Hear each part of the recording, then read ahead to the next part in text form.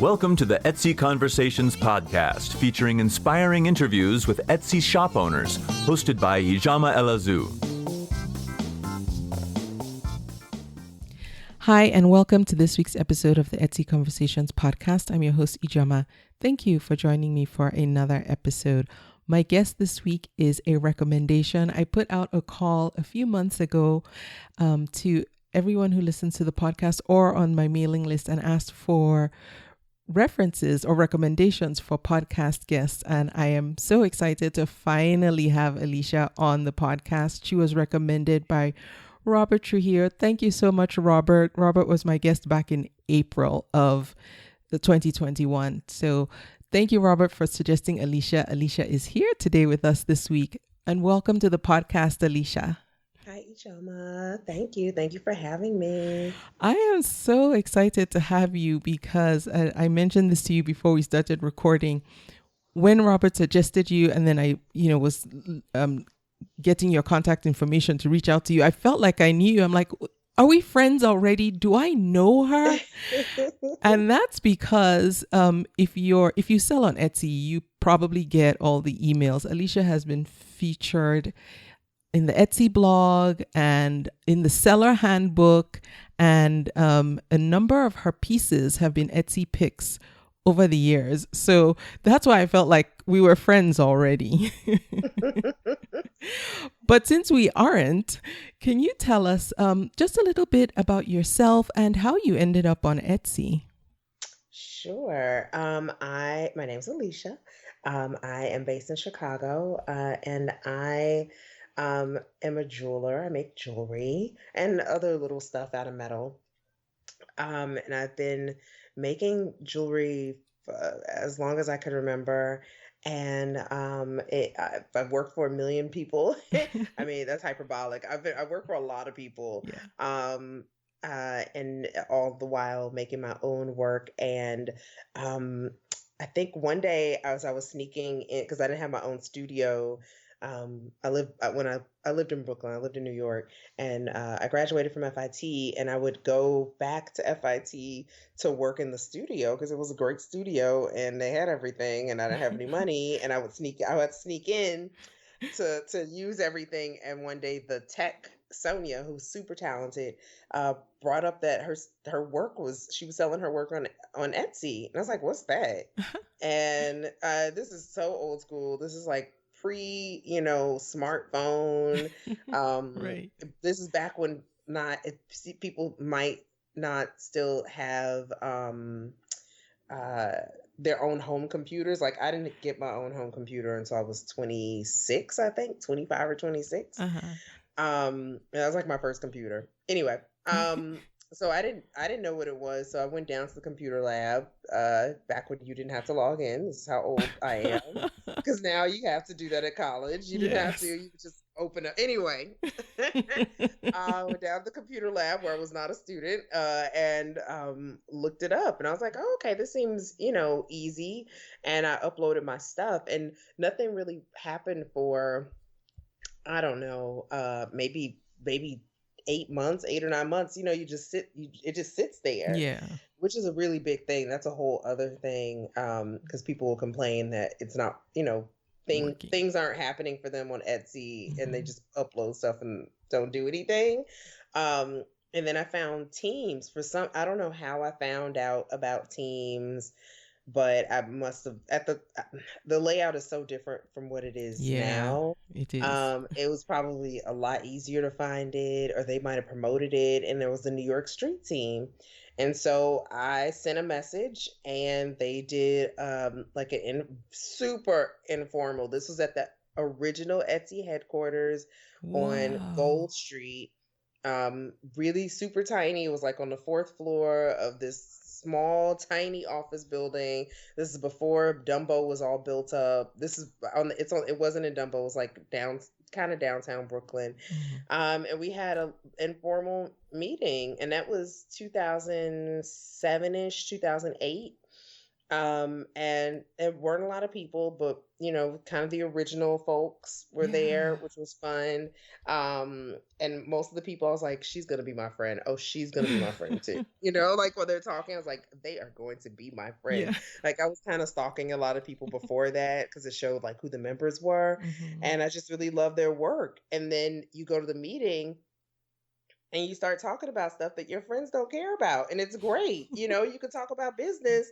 Your friends don't want to hear that. They don't know what you do. Yeah. Like I think Yeah. a lot of us don't really know what our friends do as occupations. Like we could say it a little bit, like, oh, she works at whatever Hmm. place. We Hmm. don't know what that person does. And I think it's the same for when it's your passion, unless you're like a painter, it's pretty out there, like there, Yeah. like we know she paints. I mean, but still you can go really deep with that. So it was just really cool to see a whole bunch of like-minded people. And I, still, goodness, at the time I think I was still working. I had a full-time job. Uh, Goodness, I had a full-time job and then I had a part-time job. So I was working Monday through Friday and then Saturday and Sunday. And in my free time, I was making jewelry. And by the time I got like a bench and a bench and a acetylene tank in my apartment. Thankfully, I lived alone. Oh my Um, goodness. yeah, and I worked. I just made things. I just made things. So that was a really cool transition because we were always trying to make all these fairs and shows and just Hmm. trying to drum up support.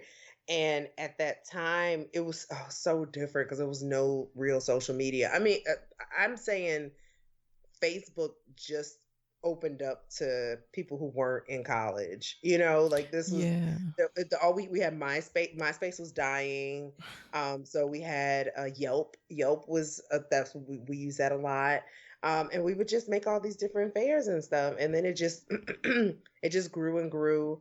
And I became the new member liaison because so many people would apply but wouldn't know the rules. And Mm. you get people who really want to be part of the team, and then excuse me, you get you get a good group of people who just want to be part of the team to get in the shows and not participate. They'll just show up with their table Yeah. Yeah. and their stuff and not and their money. And that's it. And it's like, uh who are you? Yeah. Did you do it? Did you advertise this at all? Yeah. So that was really interesting. I mean, I respected Kim so much. She was the president until she got hired by Etsy. And she worked Really? there for a little bit, so she had to leave the team. But there were so many personalities. There's so many personalities. Um, but it was good. I mean, we and it's still going on. I left after I realized, like I feel like there was just not enough growth. Like you could only do so much, and everybody just seemed to be so new. Mm. Um, and there didn't seem to be much for people who make a certain amount. Like Mm. Hmm. not so much a veteran, but I guess a veteran of Yeah. of Yeah. the team and just doing shows and not just only doing shows. You want to do something else. So Hmm. but it was great. It was really great. I have such a great group of friends from like really, really great group of friends from that. And it was a really special moment. So that's how I got on Etsy. Alicia, you're bringing back so many memories of what Etsy was like Oh my before goodness. because it has changed so much. And I Oh my think goodness. newer sellers don't have um, can't really visualize what it was Oh because my even as you goodness. were talking, I was remembering, yes, the Teams link was on the front page. Like it was Hmm. right there when you got on the website. So it was Hmm. hard to miss Teams and it was hard to not be a part of a team because they were such Hmm. a prominent feature on Etsy at the time. Yeah.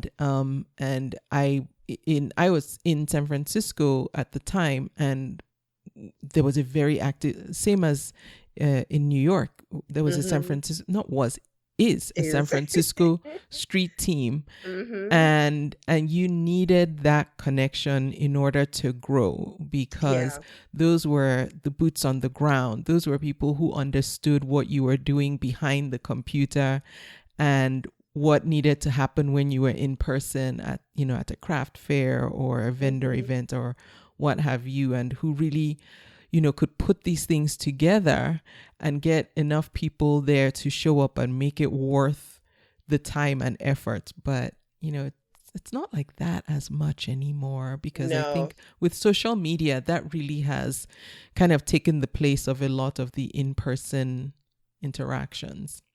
Yeah, it's really different. I mean, I think it's gone. It's just changed so much. I mean, once they moved from Gold Street they moved to a floor on, it's not Main Street, but the main street in Dumbo, they moved to that, and it got bigger and bigger, but you still had the old school people, and it just started changing. And then they changed from the founder to a few different people. Then Maria, who was like the CEO, she was great. We loved her. She would come to our meetings. Mm. Um, we had that was like we did that in somebody's house, and that was like it. We were like, all right, we need someplace bigger. There's too many members now in somebody's house. Wow. Um, but yeah, it was so different. I mean, the biggest thing was like getting the treasuries.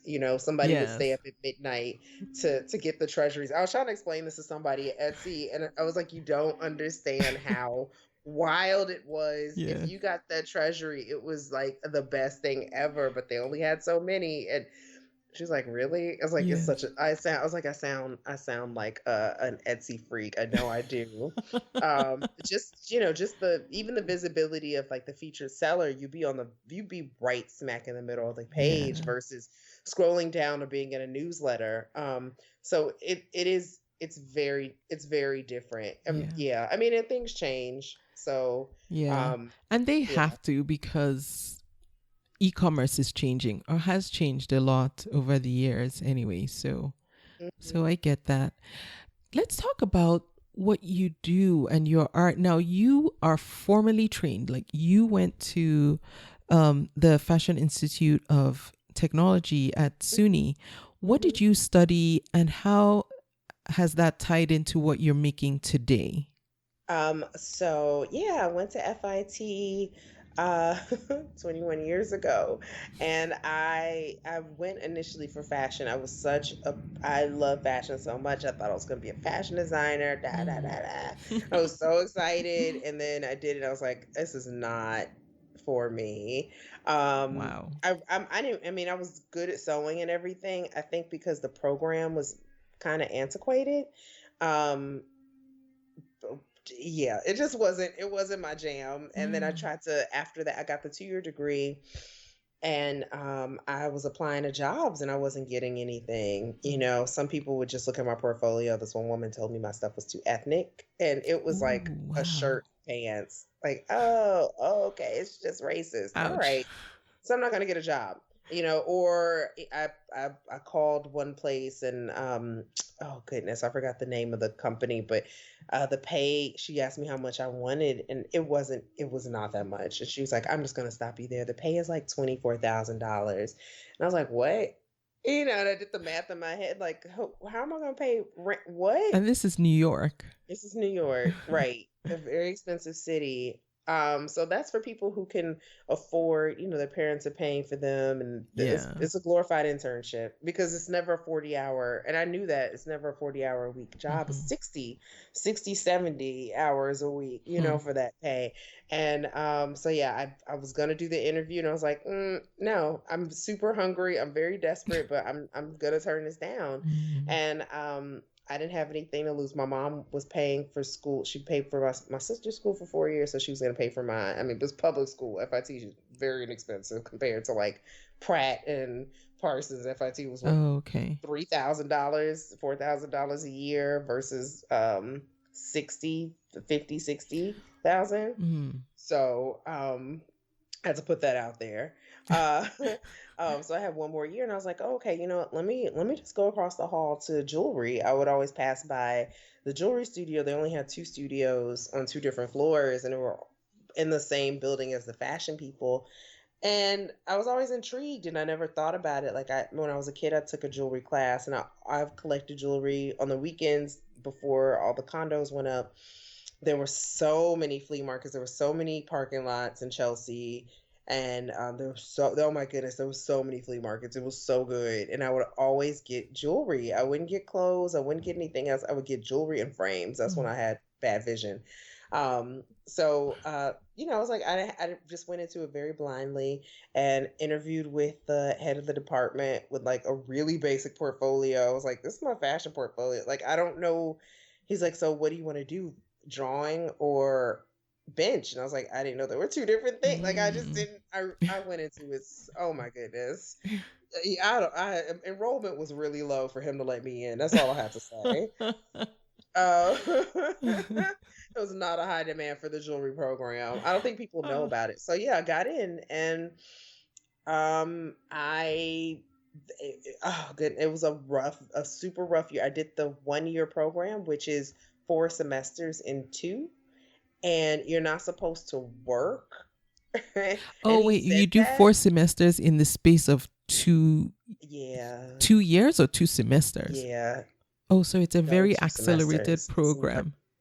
It's yeah, so 1 year program. So you're supposed to Okay. do all you're supposed to have all your everything else done. So my last semester in fashion, I just made sure I did all my other classes like history and Okay. all that jazz so I could really focus. Okay. And yeah, you're not supposed to work. So most of the people in my class, everybody was in their 30s, 40s, 50s. There were a few 20 somethings. I was the second youngest person because you couldn't work. You really could. It was Mm. just a 1 year. It was 2 semesters. You get it in. You do it all. You're there all the time. I didn't have that opportunity. I had to work. Uh, yeah, I had a weird housing situation, and I had to not weird. It was bad, so I had to work. Mm. So I had Mm. 2 jobs while I was doing that, Mm. so it definitely reflected upon the quality of my work. Mm. I was the irony. I was a solid C- student for most of my classes if I showed up. Oh. I definitely did the math. Like, how many times do I have to show up to pass? Because I'm tired. Like classes from like nine to 5, and then you had so much coursework after. But then I worked from like 6, maybe 6 to 10 for one job, or 6 to 1, Mm. 6 p.m. to like 1 a.m. at another job. Um, get on the train, go home, uh, try to sleep, turn around, go to school, or go back to school at 1. Yeah. Because at the time, for jewelry, you could just do whatever. They were so scared that you would blow up the school that they didn't kick you out. It was very different for fashion. You would have to sign all these papers, and it Okay. was it was so restrictive. But they didn't know what to do with jewelry, so they just let us do whatever. So me and a girlfriend who also had this, it was in the same situation. She worked at a nightclub. We'd be there all the time. We became certified instructors, and yeah, yeah. So that was a year of me. I don't believe I graduated. You're kidding. I don't Okay. believe I graduated, but yeah. So I learned the basics. Yeah, I learned the basics and graduated. So I graduated in fashion first in 2002, and then 2003 in jewelry. Okay. Yeah. Was the coursework that you were graded on based on what you made, what you produced? Is that how you were graded, or is They would judged the right they word? would do well, they would do little projects like it depend it's so bad. I mean, academia is so just there's just so many problems with it, and Mm. not in a, it's just hard because the professors aren't getting paid what they should be getting paid, Mm. and also the tenured professors are I don't want to say usually the worst, but usually the worst. So that's what we got. It was really male oriented, even though there were no men in my program. It was all women. But most of the teachers, like maybe 75% of the teachers, were men. And I feel like that weighed a lot on what was done and how they perceived you. Mm. So that being said, some of them would it would be a project for the entire semester. Like one teacher, she was just the worst though. We did like she didn't explain what we were making. We were like, what are we doing? And then we made it and we were like, oh, this is what we made. This is ugly. Like we did all this is ugly, But then we had dynamic professors one who's now my friend, who's been my friend. She worked at Tiffany. She was a goldsmith. She was like a master wax carver. She taught wax carving. She taught so many classes. And had all this beautiful work to show. And I really learned a lot from her. So yeah, each course was different. Like there were definitely more bench jeweler work for somebody else, and that's how FIT is, because it's even though they have master's programs now, it's still a trade school. So it's not really about super duper thinking of outside of the box. So it's more about getting the skill level. So yeah, we had like a few projects, but it was also, the grading was also how the teacher perceived you. One teacher couldn't stand me and gave me an F in his class, but my portfolio looked exactly like another student's, and she said it. She was like, you should have just used my portfolio and seen what you would have gotten. I was like, you know what? I was going to ask you, because this makes no sense. Right. So yeah, it was usually they would show us a few things, and then we would have to they would show us how to acid etch, and then we'd have to make something from that, or they show us how to do cold connections like riveting, and we'd have to make something from that, or do several things in one piece. So, I mean, I will say, later the second semester, like near the end, I quit one of my jobs because I was working at a restaurant, and they told me if I quit I worked at a car service too. If I quit the car service, that I would get more hours. So I quit, and then I got fired from the restaurant. So I didn't have any jobs. But, I was stressed because I couldn't pay I was like, oh my God, I cannot pay my rent. But I have so much free time. Oh my God. Is this oh wow, look how creative I can be. Like, it was bananas. It was like the last 2 months, and I was able to not just make crap, because I was just kind of just not coasting, but I guess coasting, filling in the gap times. Yeah, just trying to just doing the project. Yeah, but I was really bad about. I mean, even still, like, school is social hour. I reserve my time after. Like 2-3 hours is not enough to sit there, watch somebody do something, and then make it. I'm gonna come in after. Like, show me. I'm gonna write the notes. I'm gonna go to lunch. Like, I'm just. Oh goodness. I still work. I still work that way. Yeah, because Alicia, to me, it seems like art, and even looking at your pieces, I don't. When you talk about what you learned, I feel like you maybe they taught you techniques, but the style couldn't be taught. Like, that's your thing. That's the you in your pieces. No, they don't teach. And it's funny because that's the biggest thing I'll notice in general with, like, maybe I don't want to say public, because I've only gone to public college, or graduated, I should say. I've only graduated from public colleges. Between that and private schools, like the new school, like Pratt or Parsons, you get that time to, like, learn about design, and we didn't get that. They just threw us in there. Okay, this is what Tiffany makes. This is what whoever makes. And I definitely did not know what my style was, but I knew the techniques that I liked coming out. But I mean, honestly, I didn't think it was going to be anything. I didn't think I was going to be in jewelry. I liked it. I had fun with it. I love that. And I'll tell you, when I was broke, I was so broke. I worked in brass, and a lot of people didn't. So that's why I'm so used to, like, working in it and reticulating in it. Apparently that's not a big thing. Some people don't even know you can do that. So it just became a thing, but I definitely didn't think that it was going to be a career path, because And not blaming the professors at FIT, with the exception of a few who were most of them were self-employed. That was the weird thing, but nobody really introduced that as a path to, um, working. It was either, okay, you're going to teach or you're going to be on 47th Street at somebody's bench. And I did that and it was horrible. What does that So, mean to be on 47th Street at uh, somebody's bench? 47th Street is the jewelry district. I mean, the jewelry district, well, now it's so gentrified. It's so crazy. But at the time, 47th Street and like the surrounding, maybe 5 or 6 blocks north and south in Mm-hmm. Manhattan, that's the diamond district. They call it the jewelry district. You can get Oh. any and everything. You can sell your own jewelry. You can get jewelry. You can make jewelry. You can buy gold. You can buy diamonds. You can buy findings. You can Oh. find a stone setter. You can find your caster there. You can find, it's a one stop. Well, it's not really one stop shopping, but it's where you go for everything. Fine jewelry and just even costume. Because later on when I worked for other people, they would get their things done on 47th Street.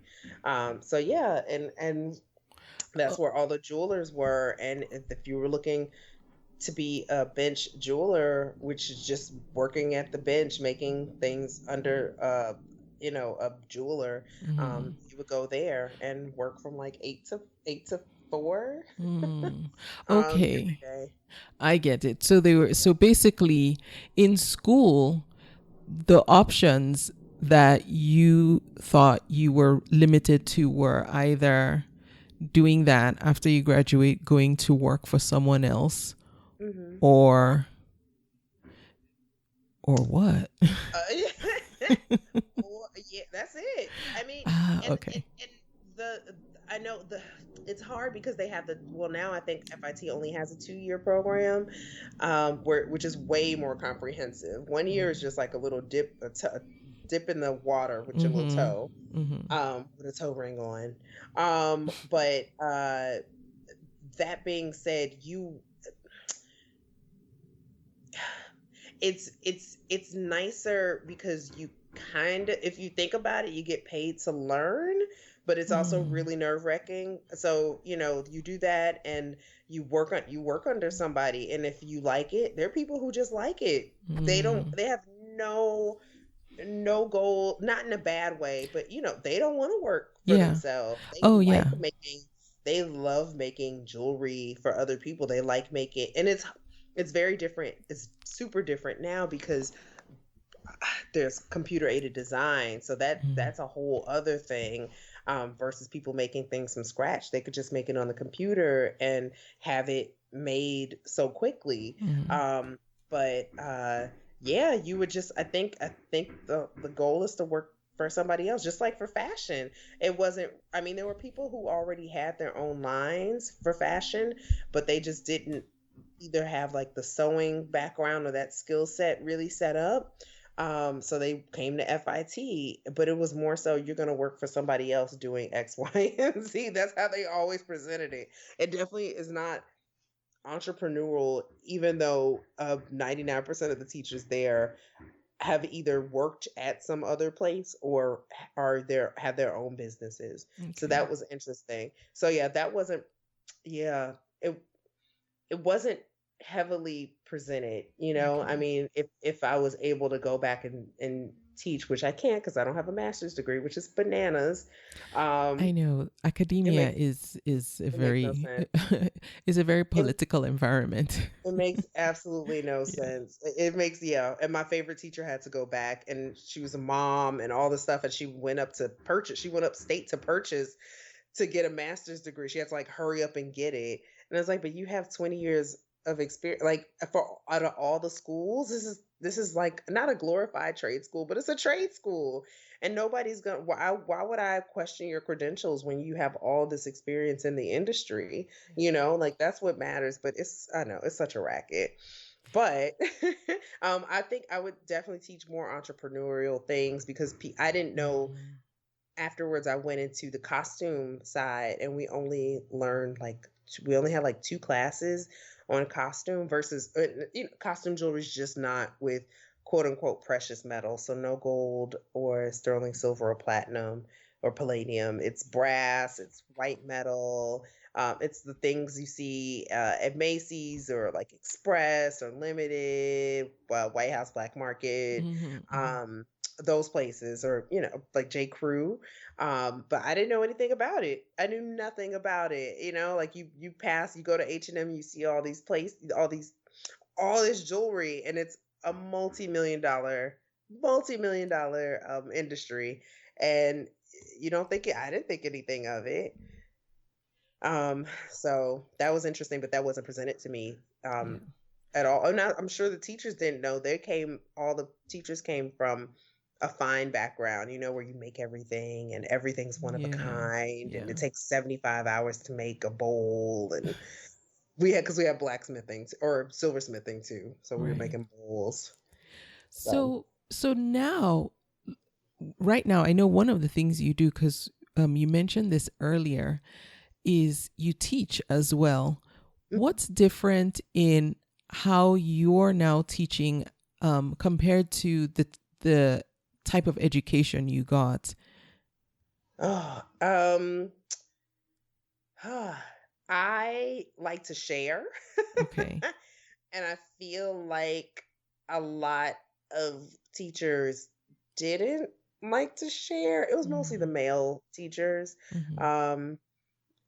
Yeah, I like to share. And just the way of designing, because they were more so teaching us like technique versus this is how this should look. Some would drop some really smart gems, but I think it's super different from like fine jewelry and art jewelry versus like mass produced, not even mass produced, but production jewelry, which is what I make. Mostly, the rules are different, and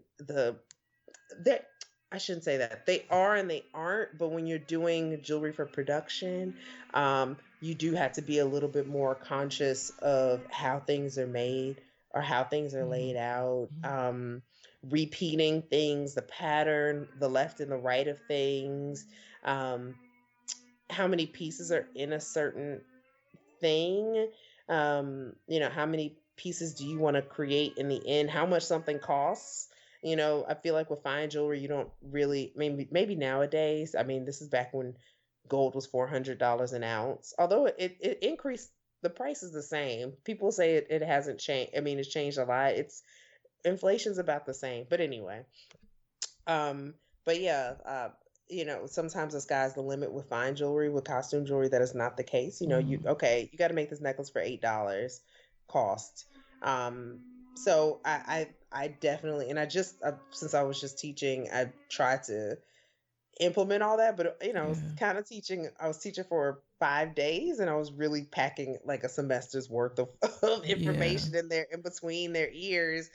I think those are the best kinds, because then they have to go home and then download everything. And oh my goodness, better to go home with a lot than go home and feel like, what did I even pay for?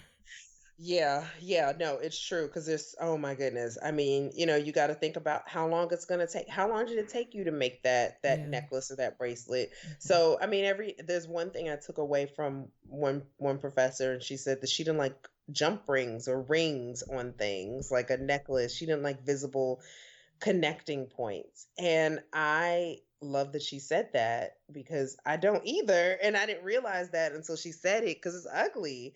And so I try to think of that. And if I have to have like a connecting point, make it really pretty and make it go with what I'm doing. And so I definitely try to make people think, okay, this isn't just one piece, it's a piece in a bigger part, but you want to make it really beautiful. Whatever you do, make it really, really beautiful. And so you don't have to do it over and over again.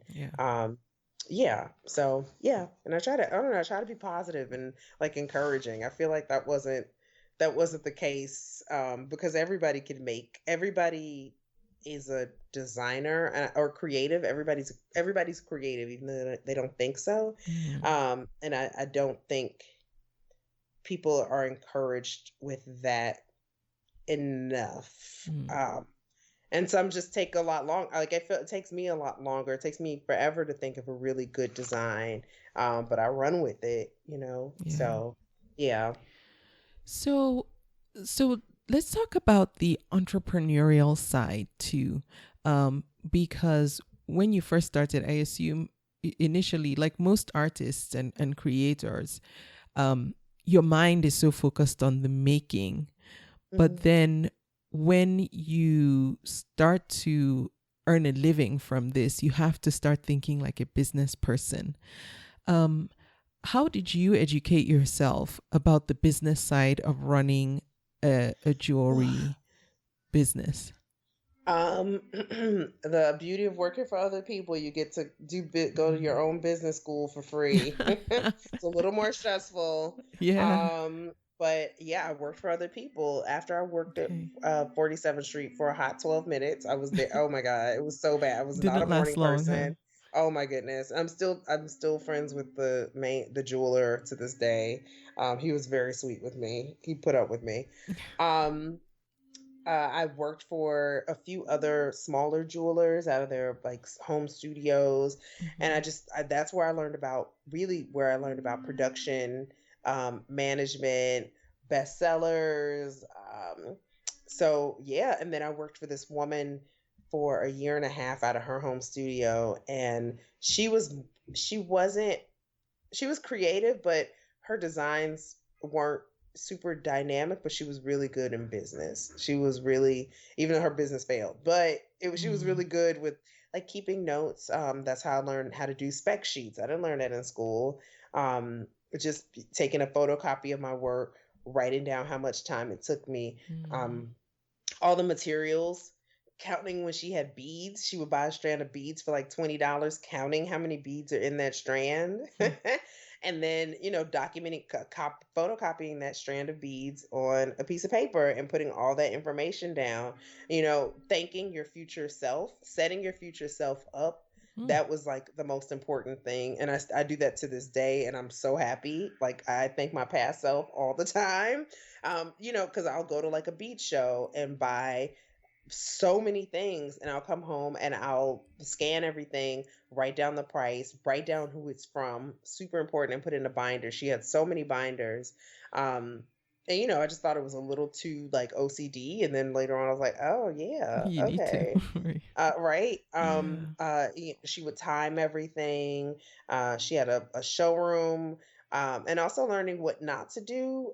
She didn't want to be on Etsy. Like when I found out about Etsy, later on, this with her. This was like 2000. This was right after school. So I worked from 2003 to 2000, like 4.5. Um, and then yeah, 2005 I switched over and worked for like definitely not corporate because it was so bootleg, but an office setting at Lee Angel. And that was like big time. There was a bigger staff. They were in Soho. They had their own private label, Lee Angel. I'm sorry, they have their own Lee Angel brand, which is really beautiful work. They would do trade shows, and then they would have a dumbed down version for places like TJ Maxx and well, not TJ Maxx, but I guess TJ Maxx, but places like Banana Republic, Oh, okay. like a less expensive version. And that's how I learned, oh, this is how this is made, and then that's Mm. how I learned.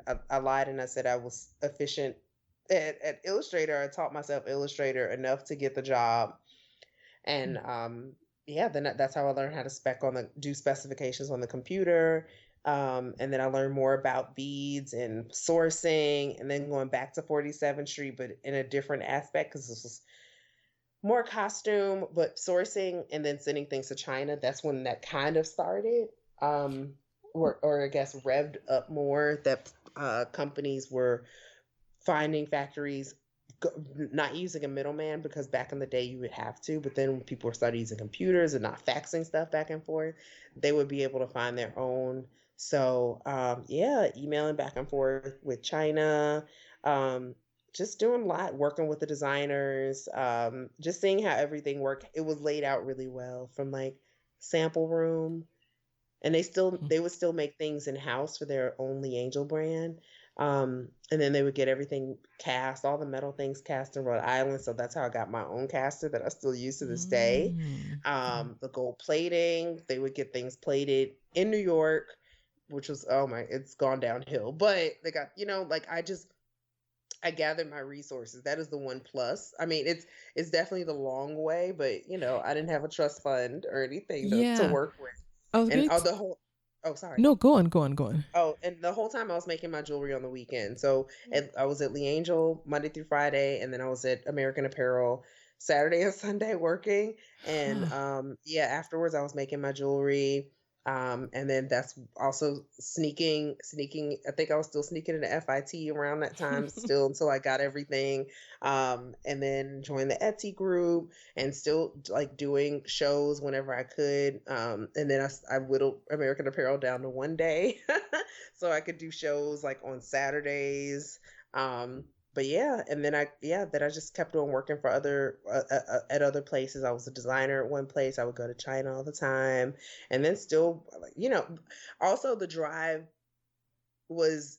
I knew nobody was ever going to really hire me to be a design director or designer. You could see it. I was either the only Black person or yeah, that was especially in design. I was usually the only Black person or the only Black person in the office.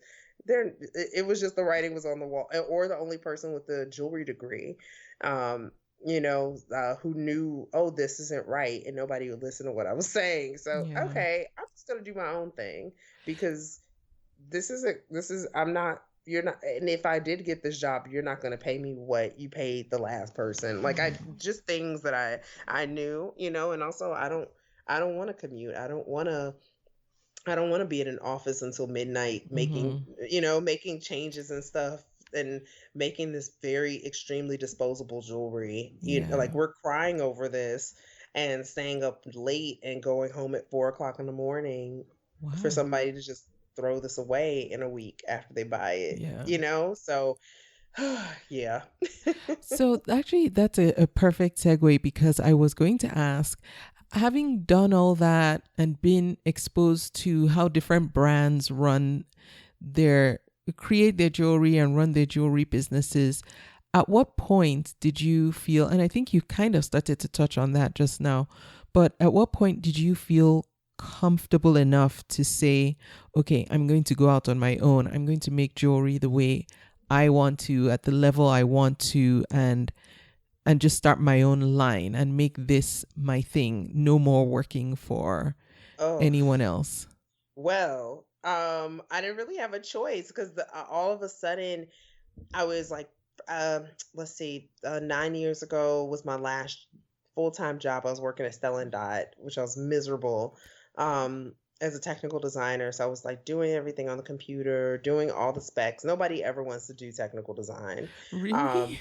No, because it's boring. And most designers, especially jewelry designers, they have no background in jewelry. They just want to draw really pretty jewelry, but they don't want to do side views and like really get to the nitty gritty to make this look nice for China. They don't want to do that. So that's how I got hired. I got laid off from that, and I don't know. I didn't know anything. I just was really stressed out about it. And then like a week later, a recruiter reached out for me to work at Juicy Couture. And so I took that freelance job, and I freelanced for almost a decade. And was that designing jewelry for them? It was designing charms and stuff, and it was like it's sad. It was sad. It was like the beginning of the end, because it was a really small. It was one of the best jobs I had. I was just in a corner listening to podcasts all day, drawing sloths and bears and all the weird charms. And it was only two other designers and a design director, and he was so talented. They were all really talented and sweet. And then after that, I just kept on freelancing, still making things. And that I was so busy from that, I could barely work on my own work. And that's when I started to teach. I brought up a class at FIT. I initiated a class because I was so busy. I wanted other people to learn how to do technical design, so I could pass off work because I couldn't say no. And then all of a sudden it ended. It was so crazy. The jewelry, industry just changed. It felt like overnight, like things that you could charge a lot for, like technical design. I was getting paid so well. Uh-huh. I mean, oh my goodness, it was so nice. But then all of a sudden, I knew it was over when people were like, "Oh, can I pay you like $15 an hour for that? Oh, my intern What? can do. Okay, let your intern do it." What Then, happened? What uh, happened? so all the companies I was designing for, they would make the jewelry and then sell it to the Banana Republics, the J. Crews. Mm-hmm. Um, the J. Crews and Banana Republics just started going directly. They would hire one designer and go directly to China.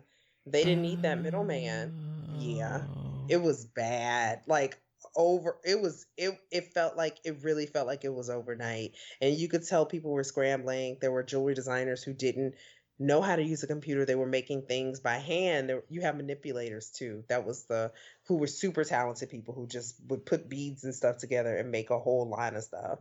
I was not that person.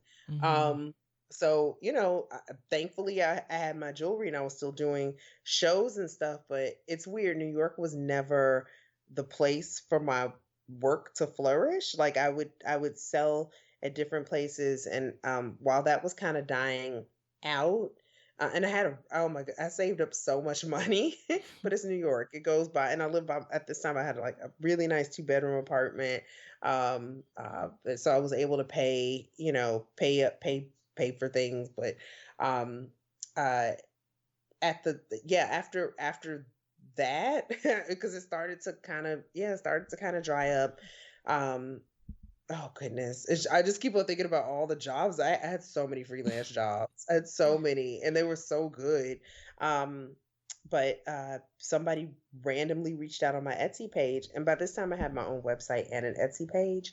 Mm-hmm. And she said they were opening up a new museum in DC, the National Museum of African American History and Culture, and she was a buyer and she wanted to consider my work. And I was like, okay, whatever. Huh.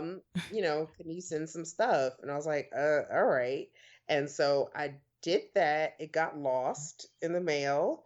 Of course. And right, which was great because then the claim paid for my rent for the next month. Because then by that time I was like, oh, struggle city. But yeah, they bought it, and I don't think they knew how popular the museum would be. So they kept on ordering and ordering. They're like, "Oh, can you send some stuff like this week?" I was like, no." Oh, So wow. that kind of took a turn, and I was able to get more wholesale accounts, and make more things. And then I started to travel. This was like 2017, 2018, 2017, 16, I think, Mm. when the museum opened. And then, yeah, I just started to do more shows because I had this time I had time. I didn't have, and also with freelance, I could kind of do whatever I wanted, but those jobs were done. Every Mm. now and then I would get like, oh, could you do this like a 5-hour thing Mm. versus used to be every day for a month. So I had time to travel, and yeah, I was able to do that. It was a hard transition, and then I had to move back to Chicago in 2018. But that whole year while I was transitioning back and forth, I traveled a lot. I did American Craft, ACC, American Craft Council shows. I was just doing any and everybody's show.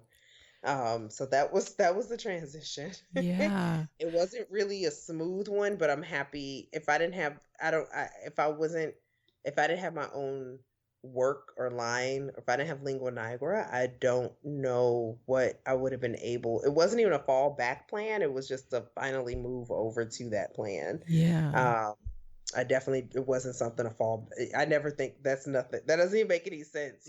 I don't know when people say I want something to fall back on. Like I wouldn't. That's not the attitude to have. I want to fall into it because that should be my primary focus. I So like how you said that. You want to fall yeah. into it, not fall Oh back on it. Because yeah. that really Yeah. changes how you approach what you're doing. Yeah, and I mean, I spent all this time and effort. Definitely, it's not. It's in my mind. It was never like a side hustle. It was Yeah. never anything like that. It was just I don't have enough support to make it a full-time thing. Yeah. I didn't have any money to like set up shop at all the pop-ups that were going on. In New York, again, some people do really well in New York. When I tell you I would do well at like these weird little fairs around my neighborhood. Mhm. I would pull in like $1,200 for a fair that I paid $25 and walked with a granny cart over to.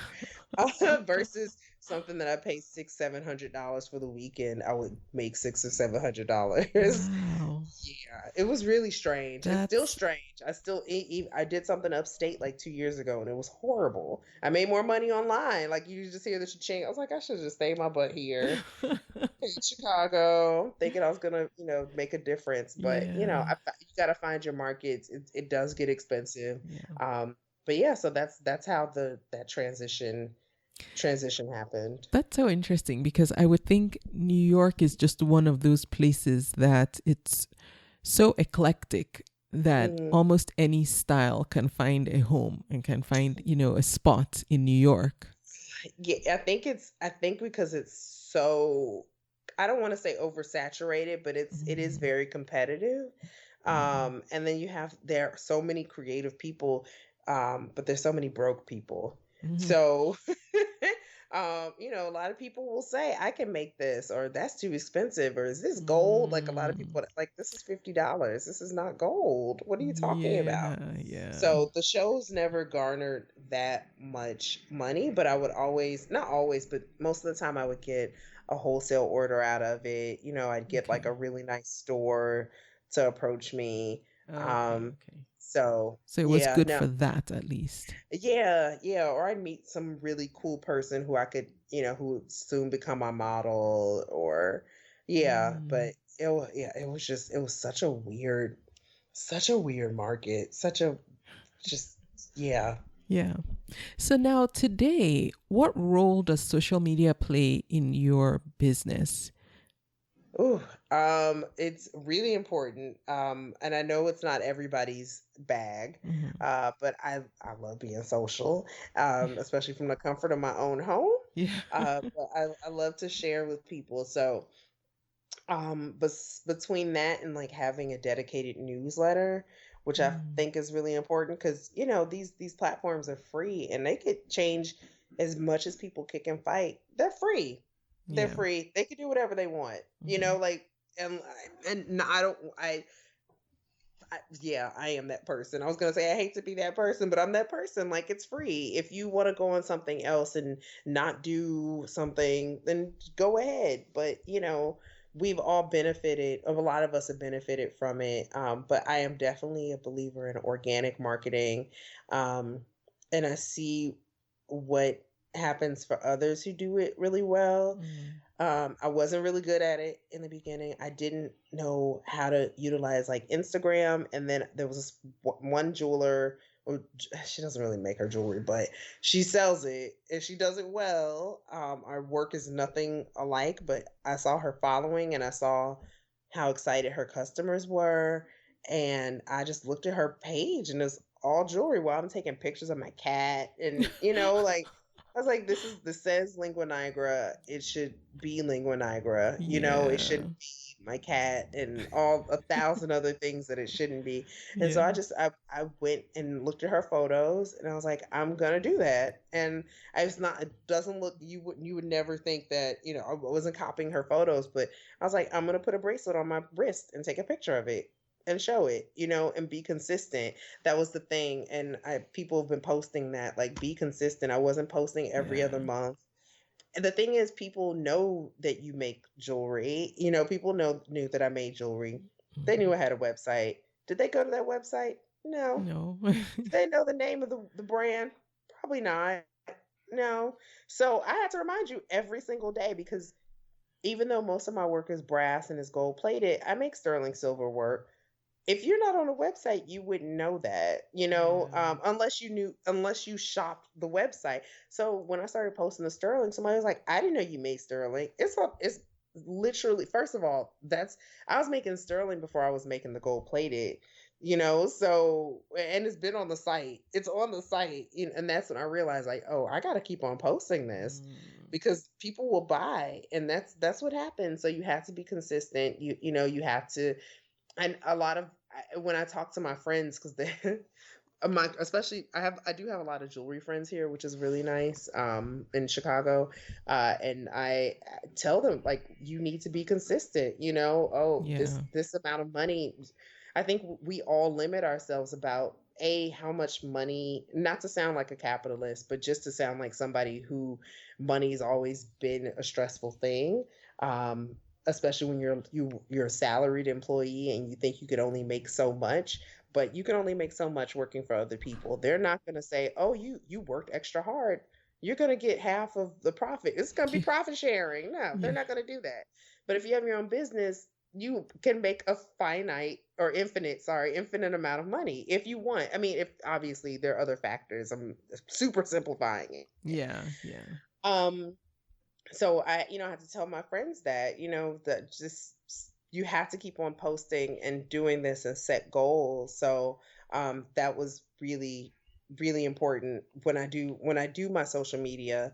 I have to think about that. But yeah, I try to post every day. I'm in a few different pods, which is like a DM group with friends, and we'll post, and then we'll put our last post in the DM, and then that lets everybody know that I just posted, and then everybody will comment on it. So that kind of just reaches that gives engage. If it doesn't do anything, it just helps us with accountability. Yeah. I don't know Yeah. if it helps so much with engagement these days, but it definitely keeps us accountable. And also just, a lot of the people, nobody, yeah, no, I'm in three different pods. None of the people are in Chicago. So we all just, keep up with each other, check in on each other, Yeah. talk about other business things that don't Mhm. have to do with social media sometimes, but keep each other in the loop. So it's been good. I mean, I have a really good community online. I have friends that I've made, people that I've visited in other states, Mhm. via social media. So I love it. I know it's not everybody's cup of tea, Yeah. but it it but the people who it's not their cup of tea, it's like, but do you want, like, either you do this or you get a newsletter together, and like, you have to do You something. You have to can't do just something. say I hate social media. That's just, it's just, that doesn't make any sense. It would Yeah. be something or something else. You have to do something, especially if you really want to work for yourself and not have to hustle so much. And I like your philosophy or how you stated it, which to me sounds like, your philosophy on it is you have to remind people that you're there and what you do. Because, like you Hmm. said, some people didn't know, what Hmm. you had to offer, or Yeah. they didn't realize that you had certain offerings. And yes, I can see that because sometimes I'll see a post from someone I follow, and for me it would be like, oh, I didn't know that they did that, or Hmm. I didn't know that that was part of their thing. Hmm. And so yes, it does make sense. And for you, maybe not you, but somebody listening who might think posting every day, because I know I've had this same thought, like, if I keep posting every day, people are going to get tired of hearing from me. But actually, it's so not true, because No, one, they're not going to see everything every single no. day. Hmm. And yeah, I'm just not that important on their radar. Yeah, no, it's Yeah. true. It's true. I mean, oh, excuse me, you'll have that small number of people who see stuff, a few times a week, but you have to drill it. I mean, it's basically a commercial, Yeah. and you're Yeah. never gonna. We're not, none of us, unless we're watching the Super Bowl, are gonna see that one particular commercial at the same time on the same date. Yeah. Yes. So I mean, that's why those Super Bowl commercials cost so much, because everybody's there and captivated. Yeah, Now you have it's such a everybody. thing. Yeah. Yeah, so yeah, you definitely have to treat it. You have to treat it like that. And I think, I don't know why a lot of people dread it, but I do. I mean, and it also it takes like literally 5 minutes. Once Yeah, you I don't. figure it out. Yeah, that's Oh my true. goodness. Alicia, the first time I did a story, it took me like an hour and a half because I kept doing the wrong thing. I could not figure it out. And this friend of mine who happens to follow me, because I said, tell me if this is showing up, and tell me if you can see this. And then finally he called and he goes, I don't think you're doing the right thing, because it looks all kinds of wrong. He goes, take down what you just did, like now, take it down Oh now. no.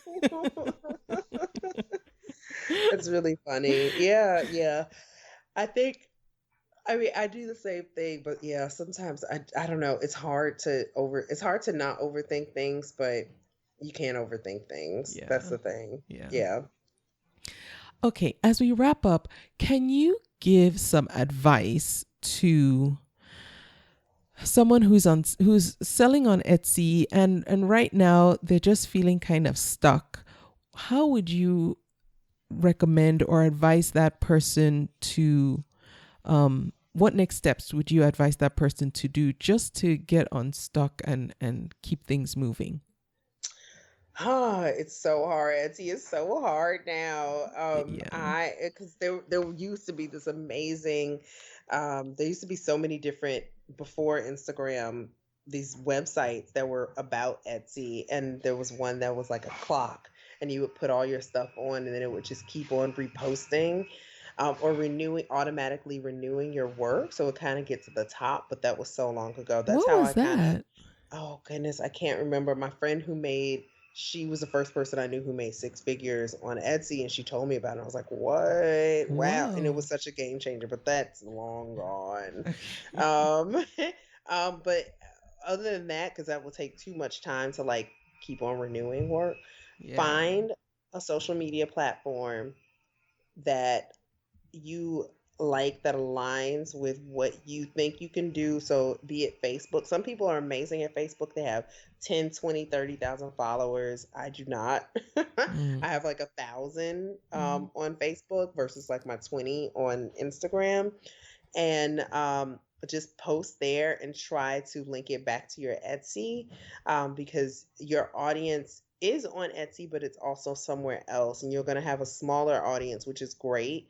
You only Mm. need so many people. There are billions of people in the world. You only need so many for you to make a good profit, Mm. and not be overwhelmed. But, so if it's Facebook, make sure you have a Facebook page. Make sure that whatever your shop name is it's the same thing across the board. Mhm. That is my biggest pet peeve, looking up something and it's somebody's name on something, and then it's their thing, or cats and kittens with whiskers, which has nothing to do with your ceramics. That is, oh my goodness, change everything, because you also, when you show up in a search, if you look up Lingua Nigra, it's a disease. That's at the bottom, unfortunately. Sorry, y'all. Sorry, people who are looking up black tongue. My work comes up first now. That took years, but Wow. it comes up first in a search versus a black hairy tongue. So, you really want to dominate that, whatever your shop name is, your brand name. But yeah, whatever you do, be consistent. If you Mm. don't want to do social media, you definitely have to have a mailing list. And Mm. and I'm old school. I did mailing lists when I did shows. They're always, you're not going to make, oh, I shouldn't say you're not, because there are people who do. But it's rare to just profit from sales on Etsy unless your work is like $1, so don't also really go in and price. Find some software. There's so many tutorials on how to price your work, Mhm. on depending on what you make, Mhm. because everybody's different. You think you could make $100,000, $300,000 in a year, but if you're working 80 hours a week, you're not making any money.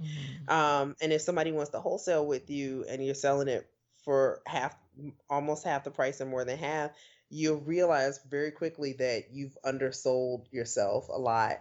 Mhm. So, that being all that all goes back to, pricing your work on Etsy, but just being really keen about who your audience is, and try to honestly really try to get a mailing list with people's consent. Even if you just have like a basic landing page, if you never want a website, just have a site that goes back to your Etsy, and then just have a newsletter list. Do raffles and giveaways, but don't do it a lot. Mhm. And I'm not big on sales. I don't do. You will not see me put things on sale because then people will wait. It's also a different customer. That Yes. I don't need that. I don't need that customer. Like, oh, I'll just wait till it goes on sale. And I see friends who do it. They do really well, but they do 25% off. And if you do a sale, don't 85% off, like there's just so many, oh, there's so many things, but it just makes sure that you like your work and you're making it for a good reason. It's not just a job, Mm. because it will show, it'll show. Your like really good customers who want to like come back for things will know that it's just it Yeah. doesn't have the same heart. um but yeah, so yeah, if you don't want to do certain social media, just make sure. I'm really a fan of newsletters and mailing lists. There's so many different platforms out there for that. You don't have to spam people all the time. Mm. And if you do it, make it organic. Don't push. I'm not a hard sell person. I will show the work. I'll tell you where to get it. I'm not gonna talk about it a lot. I'm not gonna throw it in your face. Mm. um I'll bring up inspiration. If you look at my Instagram page, it's not just my work. I show other people's work in my stories all the time, because there's room for everybody. Mm. So yeah, it's a job. I mean, it's my full time job. So, uh, there it's just, I think it's about being genuine and organic, especially with social media. Yeah. So yeah, I hope that helps. That was a lot. It does, Alicia. Actually, I was going to say, I like how you make it sound real. Like, there's a way you approach it that I sense that, it's work and there's work to be done, but it's not anything that you can fabricate. Like, making connections, either on social media or through a mailing list, but connect with people in some form or another, so that they know Mhm. you're out there, and then understanding why you're doing it, because people can kind of sense, I guess, the passion behind what you're producing. Mhm. And doing it, I like that you don't make it sound easy, No. but doable, because I think it's Yeah. good to be realistic. Yeah, no, it's not. I mean, there are times that I'm really bad with deadlines, but I have to do it. And if I had to send out a newsletter because I have monthly goals and I have not Yeah. met them, but also there's all this new stuff and people don't know that, Yeah. unless you're really watching very keenly, you do not know. So I have to let people know somehow, and I'm going to tell them via the newsletter. And also, the people who read my newsletter aren't going to be the people who are on Instagram all the time, are Yeah. not going to be the people on Facebook, so Yes. you have so many, and they're not going to be the people in my stories. There's so many different eyes on everything. Yes, that's Yeah. such a good point. It's such a Yeah. good point because, yeah, you're right. I'm thinking about the people I follow, and there's some email newsletters I get that I have no idea where they are on social media, but they come into my inbox.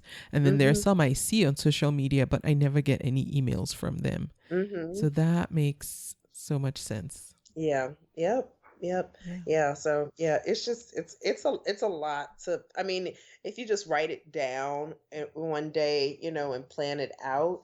Mm-hmm. There's an editorial calendar you can do, or just the basic calendar. Like I'll have my monthly. It's funny. I have a calendar. I don't write on it though. But I do have my Google calendars keep me abreast of everything. But I'll put so and so release. I personally don't do collections, but I'll have a grouping of things that I've made that I want to show everybody. And my newsletter people, they get first dibs. Mm-hmm. That makes people subscribe so quickly. I Yeah. mean, and there's so many good examples of people who do it so well. Ronnie, she's not on Etsy, but Ronnie Cole, she makes these beautiful plaster reliefs. She has a newsletter list of, I think, 20,000 people, Mm-hmm. and she only makes like, I don't know, 50 things every drop that she does. So her stuff sells out, and it's not cheap. The stuff is $600. Her work is like 600 and up, and she Wow. sells out all the time. Just from her newsletter. All from, yep, and that's the only way you can get it. Nothing, no, she had no other thing, and now she's blown up. I told her that she was gonna blow up, so I feel really good about my prediction. But she's blown up in the past like 3 years, not just from that. She's a hard worker, Yeah. but being really very smart about having that newsletter list and not being super dependent on social media, because somebody could hack. We get a Russian hacker and have it hacked. Oh All these yeah. things tomorrow. Oh yeah. We've heard so many social Yeah, media nightmare right. stories. That So too. yeah. Yeah, that, and also get two-factor authentication. If you do not have it set up, please get Google Authenticator on your phone and set up set up two-factor authentication. It is the pits to try to get your account back. I know so many people who've lost their accounts, and they get, usually most of them get it back, but if that, you don't want that, Yeah. like all your stuff is gone, you have to start again from scratch. So, yeah. Yeah. Great advice. Thank you so much, Alicia. What's the best way folks can connect with you if they want to check out what you're doing or sign up on your mailing list or even follow you on social media? You can, everything Lingua Nigra. You can, I'm mostly on Instagram. I live in the stories. If you see a lot of stories, that's me procrastinating. But yeah, you can go to my website, which it's there now. Hopefully it'll be updated with so much more new things. I can't wait. Linguanigra.com, LinguaNigra.com. If you Google, you'll find some fun articles. Yeah, I'm all over Lingua Nigra, Facebook, Lingua Nigra, Twitter, I think, LinkedIn, Lingua Nigra. Yeah, I'm everywhere under that. Everywhere. So yeah, you can find me in all those places. Okay. And at linguanigra.com, is that where folks can get on your mailing list or is it through Etsy? You can either go on my Instagram. I have a link tree, Oh, okay. or my Etsy has a link for it too. Or you can go straight to my website and it has a pop up for my mailing list, Okay. and you'll get first dibs. I'm gonna hopefully have a really banana sample sale where everything's sold out in like an hour. Okay. In I think February or March. So I'm gonna have it again in November. But yeah, and I always drop newish things that I forgot that I had or that I thought were sold out. Yeah.